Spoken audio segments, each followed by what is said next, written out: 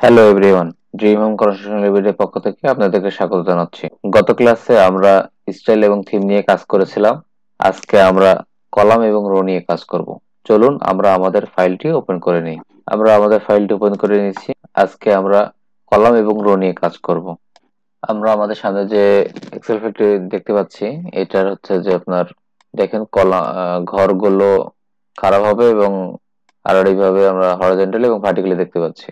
তা আমরা হচ্ছে যে আজকে কাজ করছি কলাম এবং রো নিয়ে।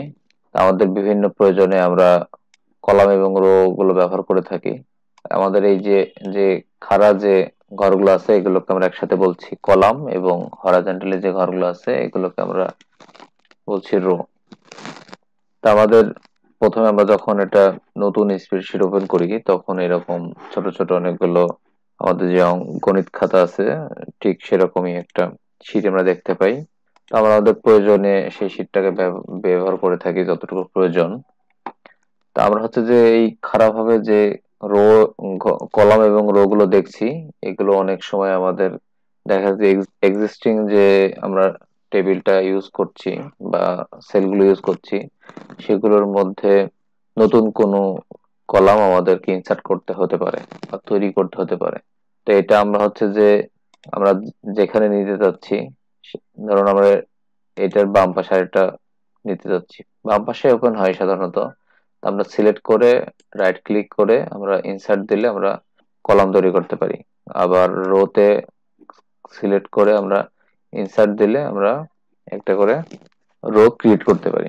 তো এই রোটা আমরা হচ্ছে যে শর্টকাটেও তৈরি করতে পারি। ধরুন আমরা হচ্ছে যে সিলেক্ট করে আমরা যদি কন্ট্রোল প্লাস বাটনে ক্লিক করি তাহলে দেখুন একটা করে আমাদের রো ক্রিয়েট হচ্ছে। ঠিক আমরা যদি কলামটাকেও সিলেক্ট করে যদি কন্ট্রোল প্লাস দিই তাহলে দেখুন আমাদের এই যে কলামগুলো নতুন করে তৈরি হচ্ছে। আমরা শর্টকাটের মাধ্যমেও তৈরি করতে পারি। এখন হচ্ছে যে আমাদের অনেক সময় অনেকগুলো কলাম দেখা যাচ্ছে যে কলাম রো হাইড করা লাগতে পারে। তো আমরা যেটাকে হাইড করতে যাচ্ছি বা লুকাতে যাচ্ছি সেটাকে সিলেক্ট করে যদি আমরা রাইট ক্লিক করি মাউসে তাহলে দেখেন হাইড আছে। আবার যদি এটা আনহাইড করতে চাই তখন এখানে একটা ডাবল লাইন দেখাচ্ছে। তো আনহাইড করার সময় লেফট এবং রাইট এই দুইটা, যেটাকে আনহাইড করব সেইটার বামে এবং ডানেরটা সিলেক্ট করে যদি আমরা রাইট ক্লিক করি তো এটার মাধ্যমে আনহাইড করতে পারি। তো এইভাবে আমরা রো গুলোকে ব্যবহার করতে পারি। আমাদের অনেক সময় এই কলামের সাইজ গুলো আমাদের রিঅ্যারেঞ্জ করা লাগতে পারে। তো আমরা দেখা যাচ্ছে যে রাইট সিলেক্ট করে আমরা যদি রাইট ক্লিকের মাধ্যমে যদি এই যে কলাম ওয়েট দিয়ে দিতে চাই, ধরুন আমি 15 দিলাম, তো সে তার মাপে একটা নিচ্ছে। আবার যদি আমরা কলাম রো গুলোকেও যদি ওরকম যদি অ্যাডজাস্ট করতে চাই, এই যে রো উইথ, ধরুন এটাকে 20 দিলেন। তো এইভাবে আমরা হচ্ছে যে রো এবং কলাম গুলো ব্যবহার করতে পারি।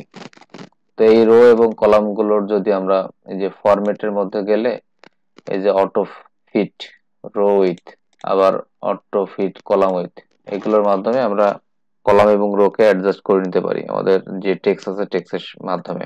অথবা আমরা ধরুন এই শীটটাকে আমরা হচ্ছে যে শর্টকাটে যদি মডিফাই করতে চাই বা রিঅ্যারেঞ্জ করতে চাই যে আমাদের অ্যাডজাস্ট হয়ে যাক অটোমেটিক, তাহলে আমরা হচ্ছে যে ধরুন আমাদের সামনে এখানে একটা টেবিল আছে, এই টেবিলের সেল এবং কলাম এবং রো গুলো এগুলো ধরেন অনেকগুলো অটো ফিট নেই।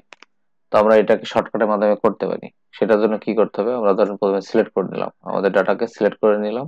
এরপর আমরা কিবোর্ড থেকে অল্ট এইচ ও আই, তারপরে আবার অল্ট এইচ ও এ, তাহলে একবার কলাম এবং একবার হচ্ছে রো, এটা অ্যাডজাস্ট হয়ে যাচ্ছে।